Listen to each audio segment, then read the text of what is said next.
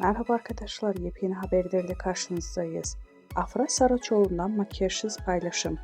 Kısa süre önce ekranlara veda eden Yalı Çapkını dizisinde Seyran karakterini canlandıran Afra Saraçoğlu, sosyal medya paylaşımlarıyla da adından söz ettiriyor. Ünlü oyuncu son olarak doğal haliyle objektiflerin karşısına geçti. Afra Saraçoğlu oyunculuk performansı olduğu kadar sosyal medya paylaşımlarıyla gündeme geliyor. Ünlü oyuncu son paylaşımda doğal halini gözler önüne serdi.